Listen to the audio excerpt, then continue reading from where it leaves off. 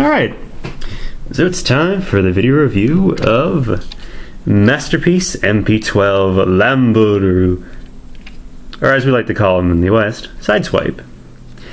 And, you know, after all the gnashing of teeth by people on the internet, and admittedly a little delayed sticker shock for myself, I gotta say, this is actually a really cool toy. I'm gonna get into that. And as you can see, he is a Lamborghini Countach. What's the specific kind he is? LP500S. That's cool. Quintessential 80s sports car. Really nice and sleek looking. Unlike Rodimus, who we'll actually bring out in a little bit. Sideswipe rolls pretty well. He does actually have plastic tire instead of rubber. And he does not have any die cast. I think he's the first Masterpiece not to have any die cast. And, you know, other than die cast being like a really nice way of just pumping up the idea of it being a collector's toy, I don't really see where it could have been used on this toy, and I'm not really too broken up about it. Admittedly, he is a bit on the small side, although at the same time, I mean, a lot of people say, oh, he's the size of a deluxe toy. It's like, nah, he's a little bit bigger. I mean, this is Swerve, that TFCon exclusive and Chevy exclusive, but yeah, he's a little bit bigger. He definitely looks a lot nicer. His entire surface, all the outer panels are painted in shiny red plastic. Looks pretty cool. A nice big Autobot symbol on the hood, or a bonnet for those out there who speak the Queen's English. It looks pretty good. He's nice and compact on the underside. Nothing sticks out, so he rolls nice again. The only thing that's a little weird is he does actually have this little part in the end that kind of looks like the old toy, how there's a little overhang back here, but you know, he just put his quad exhaust there and make him look nice. And also he has little tampon markings, say Lamborghini, tiny letters, and Countach. I looked it up how to pronounce it, or the Countach on the box. Alright, so he does have the nice little feature, you can put his weapons up on the top here. A little spring-loaded panel, and you know, he just popped this little movable mount in there. The only problem is you're trying to put this little hinged mount into a tiny little hole there. And sometimes it moves around, but you know, it doesn't really annoy me that much.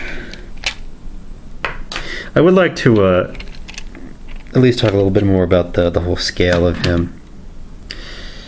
And you can definitely tell that MP-10 was the soft reboot. I remember reading some interviews that in fact MP-10 is the soft reboot of the Masterpiece line, because if you compare Sideswipe to Rodimus or Hot Rod, you can kind of tell it's like, you know, I don't remember cars being quite such gigantic gas guzzlers back in 2005, but yeah, you can see here.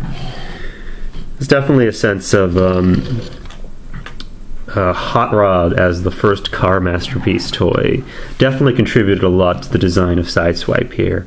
And in fact, I think if Hot Rod was the size of Sideswipe, I think that Hot Rod would have been a better toy. There would have been a lot less emphasis on trying to have too many gimmicks, a bit more streamlined, less touchy ratchet joints that, you know, and end up not really working.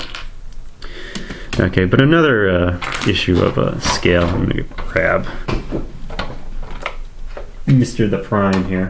I'd like to thank my fellow reviewer, Annabelle, for picking me up a MP-10 at Toys R Us. So okay, so we have MP-10 here, and we also have Masterpiece Sideswipe. So yeah, I mean, I think it's about the right size. But the interesting thing that I saw some people point out is if you compare classic Optimus, I mean this is the G2 Optimus, but still, it's a Generation 1 toy, and everybody's favorite variation of G1 Sideswipe, G2 Sideswipe.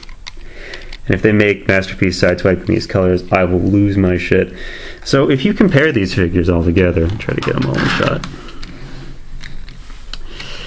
First thing you notice is that, boy, G1 toys are pretty small, weren't they? But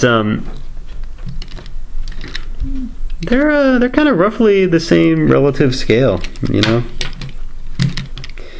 I would actually say he's a little bit bigger, but if you put these two in robot mode, or all four of these in robot mode, you actually find that little Sideswipe here is about the same relative height to G1 Optimus that Masterpiece Sideswipe is to new Masterpiece Optimus, MP-10. So yeah, I think they went for, I would say, a practical scale, and one that does reflect a lot of the model work, or the model sheets for the TV show. And a lot of times on the TV show, Sideswipe was shorter than Optimus. So yeah, you kind of have the two old coon ducks. I would say old G2 based on G1 Sideswipe. He's a little bit heavier because he actually does have die-cast and rubber tires, but oh well. But still, you know, it's really kind of cool. I mean, they're both very nice. I think they wanted to make sure they painted everything so that it kept that sheen of the painted die-cast on the original toy. It might be a little less prone to chipping, we'll have to see there. But anyway, 6 minutes in, but we should probably transform this bloody thing. Okay, transformation is actually really cool, pretty simple. I'm going to start off with the spoiler here, and you're just going to notice that there's actually a couple of tabs, one that's on this side and a little slot on this side, so you always want to bring up the left spoiler section first. And just want to go to the front here, and you're going to pull his wheels down. And we're just going to pop the hood forward. And the way you do this is that you can see the tabs under here, they hook up like this. They're attached here. So you're just going to lift this, basically lift both sides, and the whole thing comes forward. And you can see there's his head underneath there. We'll get to that in a little bit. Next, what we want to do is just bring out his arms. Kind of loosely tabbed in there. Nothing really solid that holds them in, but they do stay in place, and it works out pretty well. And try not to do that. Alright, anyway. Pretty solid toy though. You probably aren't going to break it. Alright, so we have the arms out. You can, if you want, you can just fiddle with them, straighten them out, and just rotate these into the proper position. You notice when you're actually bringing this back, what you're trying to do is just line up a couple of pegs here with this slot in the top part of the inner shoulder. Okay, so for back here, again, you have another pair of tabs, and they're on the window section of the car.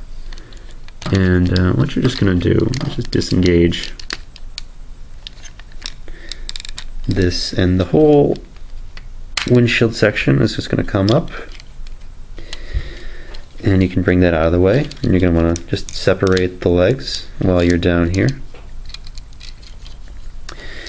And we can start bringing out some of these panels that are going to form his legs.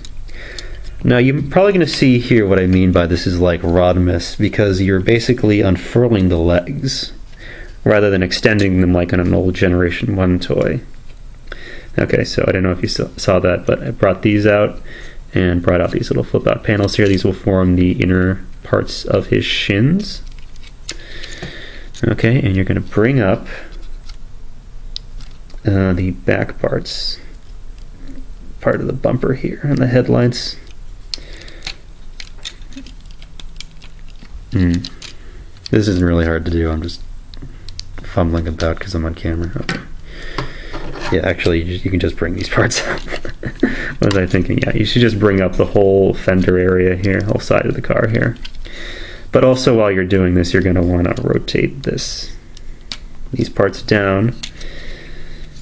Alright, because this whole thing is going to come down and around. And while you're here, so you don't forget about it,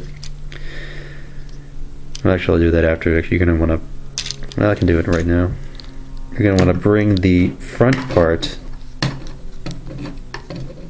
of the side of the car down. I actually didn't do this at first. I was kind of confused what they were pointing out in the instructions, but yeah, this whole thing comes down and forms more of his legs. Alright, so you're just going to bring this down, and there's a little tab here that goes into this part right here. That tab's in, and there's also a tiny little tab there. You can see that actually goes in and locks this part of the legs together. Okay. Alright, and just position these right, and it'll all tab in nicely. One nice thing too is that there's actually a slot here for the taillights. They don't lock in, but this part is very solid.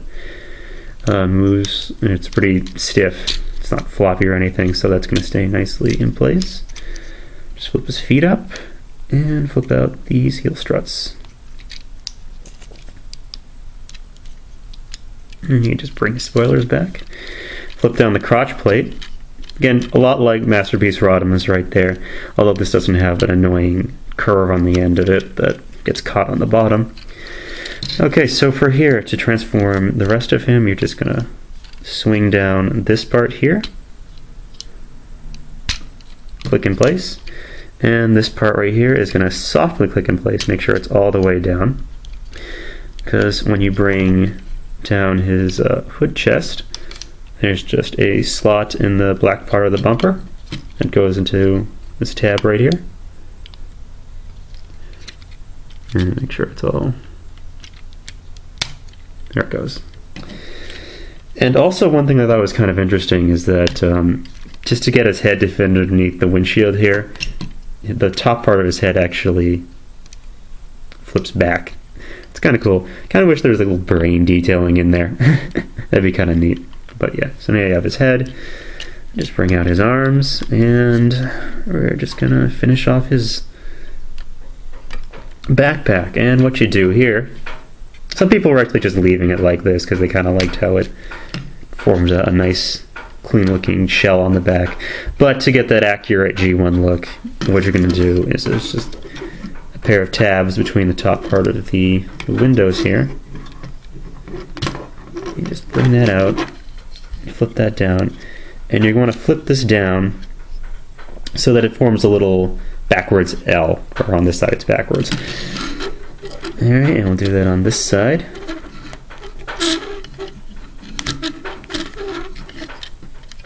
And I'm just going to put these in like that. They don't lock in, but they are on stiff little hinges, so they will stay in place. The only thing you need to make sure you do is you make sure that the edges of this are between these sides of the whole shoulder area, shoulder struts right there. And this just softly clicks in place. And finish them off. Flip out the fists. You can see, pretty easy. Just bring up this part of the door and flip out the fist. There's a little tab on the end, you can flip it out. Okay. So we got ourselves Masterpiece, Sideswipe, Lambor. That really cool car from the 1980s. Okay, so we're gonna give him his weapons. You can see he's got a gun that looks pretty much like the Generation 1 gun, just a little bit bigger, a little bit more detailed. That's done in painted silver plastic. It's pretty cool. It's his flare gun, actually. And the way it fits into his hand is a pair of tabs on either side, so it can go into either hand. And you just flip out his fingers. They're all just on a single joint, there's no individual index finger, but that's okay. And there's just a tab in his palm, and it goes in there. I noticed actually if you close it all the way, it tends to knock the gun out of his hand, but if you just like rest it over, then it's fine. I guess they're trying to give him a little bit of a trigger discipline, which was kind of funny. Okay, so he's got his gun, and let's see, well, we'll put his missile launcher, which doesn't actually fire because it has this hollow part we're putting the flare gun into, and you know, I guess if they wanted to, they could put like a mechanism in the front here to make something shoot out of the front right here, but whatever. Adult toys don't need to have shooting gimmicks, do they? And you just use this little slot for the transformation, and you can just peg his missile launcher in there. Again, now you're trying to put this put a hinge joint here on another hinge joint here. So just kind of grab it from underneath, and you can push it in. So yeah, there we go, Masterpiece Lambor. Again, once I got over the sticker price and the fact that it's a Masterpiece box that's kind of small. Yeah, this isn't quite the gigantic Masterpiece boxes that we're used to, but hey, officially licensed by Lamborghini, even with some copyright gobbledygook on the underneath here, or trademark stuff, and a foil sticker. And also, I'm not really sure what this little serial number is on the back here, or whatever this is. It's kind of branded into the plastic. I don't know if these are individually numbered or anything, but yeah. So kudos on Takara Tomy for actually getting Lamborghini involved in it. And as I was reading, they actually helped them do the paint job on this guy, because he's based on a very specific red Countach. Not just any red Countach, but a specific one. Yeah, so in robot mode, he's very solid. Everything just feels nicely locked together, except for that gun. Yeah, stay in there. Alright, stay in there.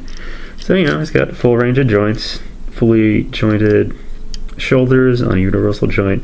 It's got a bicep swivel. His wrists can swivel and all around. It's got a single jointed elbow. I think if they didn't care about his bicep looking right, they could have just used this joint for a double joint, but whatever. Not a huge deal. He's got universally jointed hips. They come all the way up. The skirt will move out of the way when it needs to. And it goes all the way around. You can do whatever with it. You can move this out of the way if you want a little more range of motion back here. He's got a single jointed knee, but you know what? Everything feels nice and solid. Everything feels pretty smooth when you rotate it. Again, the problem I think with Rodimus, again, he's not that different than in Sideswipe, is all those ratchets just kind of made him unwieldy and just made stuff pop apart all the time. But here it feels nice. This is a really great G1 Sideswipe. It's a really great figure. No, it does have it's got a waist joint. Woo! I guess the only problem with it is this head doesn't really move up and down that much, and the detailing on his head is pretty good.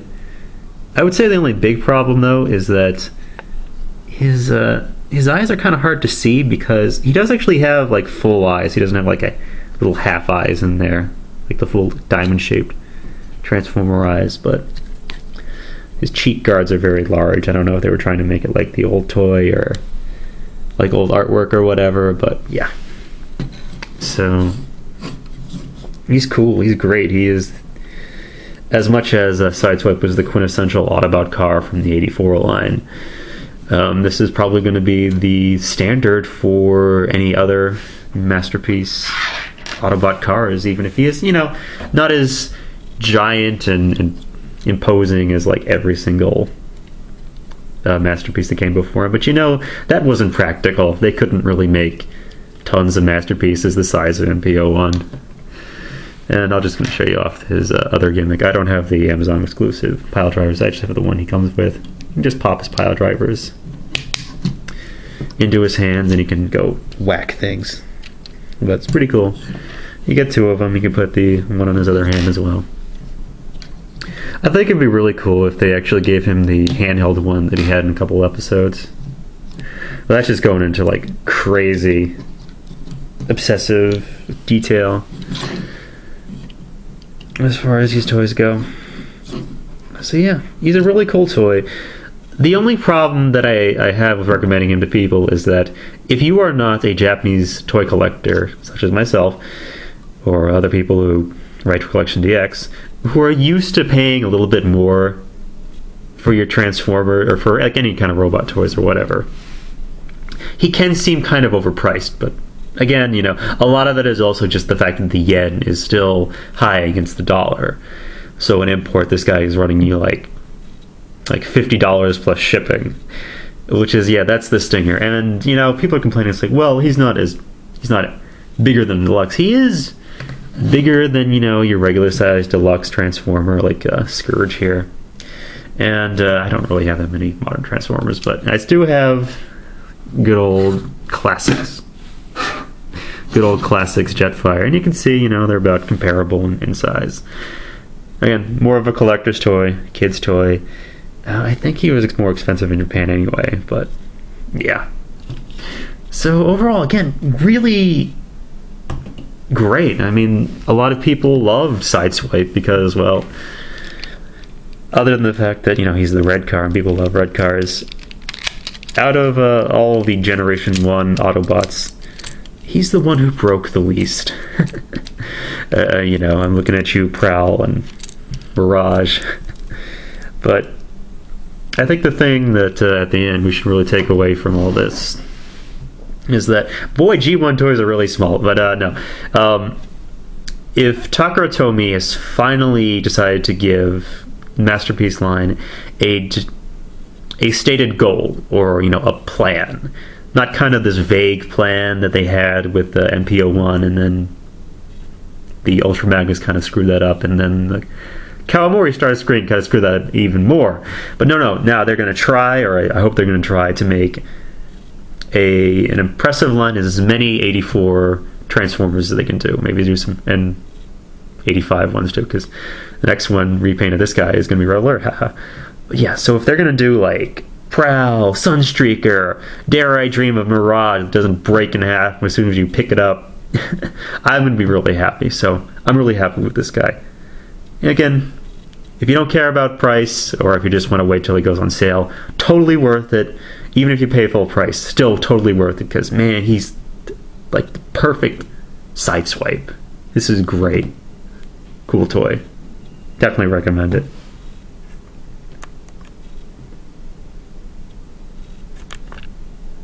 Oh, we should push the actual button that stops this.